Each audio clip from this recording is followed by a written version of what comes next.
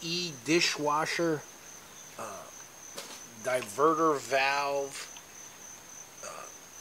Part 1 was the removal.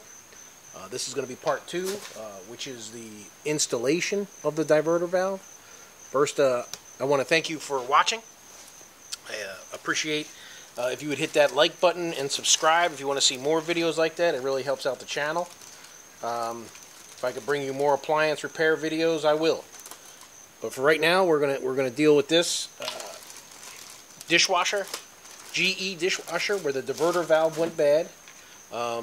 Just to recap a little bit here, the issue was the rubber hose on the diverter valve right here. You can probably see my finger coming through there, right there. I think it's built-in obsolescence on General Electric's part.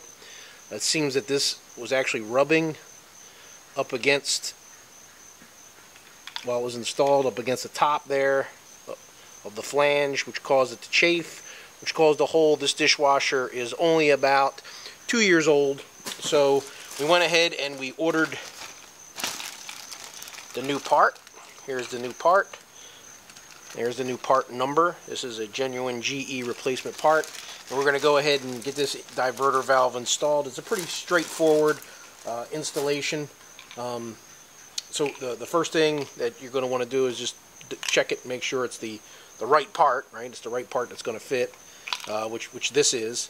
So the next thing we're going to do is, before we go ahead and install this diverter valve into the opening, is I like to put a little Vaseline around the flange here, around the rubber part, just to help with the installation, because this is really your only watertight seal that you're going to have between the bucket, the bottom of the dishwasher, the tub of the dishwasher, and the outside part. So I just like to put a little bit, nothing crazy, just a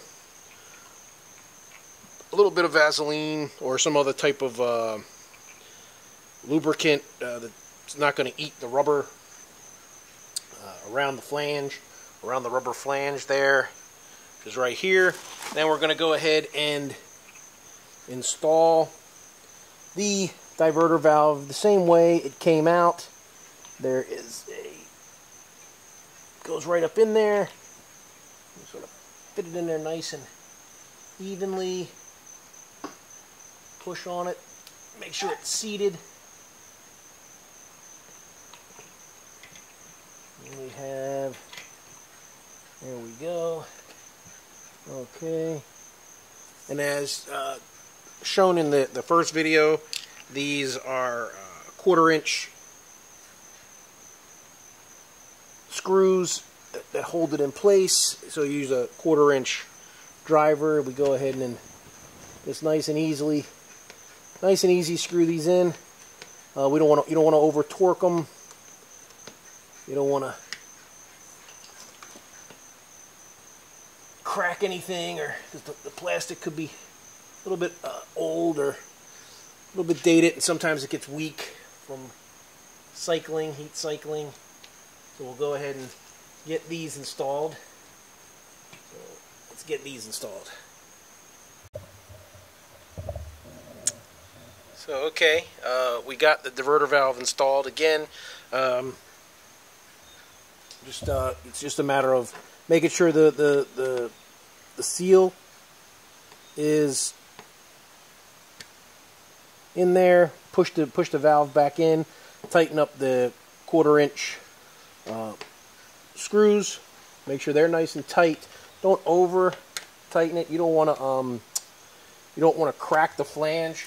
Just make sure they're nice and tight. Once that's done, the kit comes with a variety of clamps, sizes of clamps for you in order to reinstall your pump, which uses these clamps to hold it on. So go ahead and slide your clamp on. Find the appropriate size of clamp that you think you're going to need. Get that on. Once the clamp is on and in a good spot, you want to go ahead and put your pump motor back on. There's a little lip that this actually goes on. You can go ahead and if you need it to as well, put a little Vaseline around the flanges here and in the rubber to kind of help slide the pump back into place. Always just a little bit. Doesn't need to be a lot because these since it's all new rubber here, could be a little daunting of a task to get on, but not that big of a deal. Take a little bit of wiggling, and then you'll get this right in. There we go. There's that piece.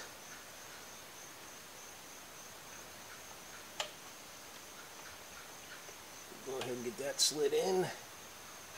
And get the flange. Again, this takes a little bit of finesse.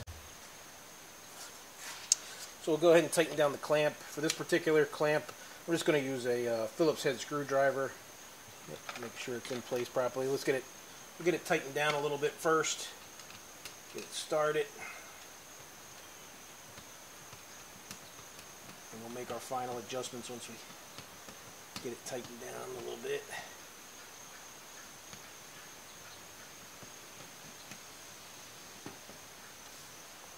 Okay, make sure that's on there.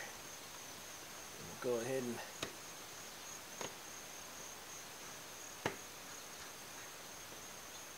tighten this.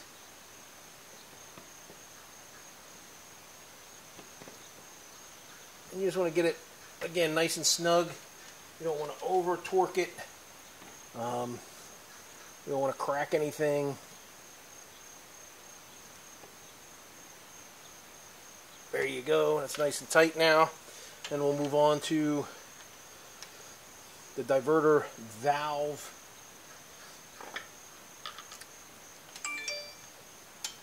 From the pump to the diverter valve itself. We'll go ahead and get this started.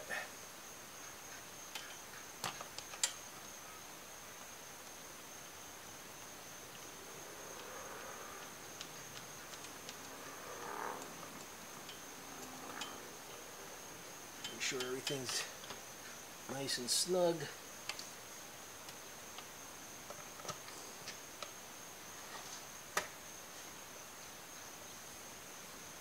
Seated properly. Nothing slipping out. You don't want it leaking. That's the important part. You don't want any leaks.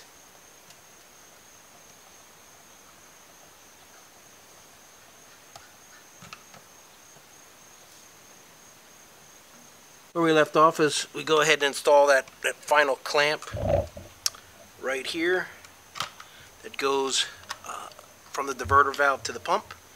That's tight. That's on.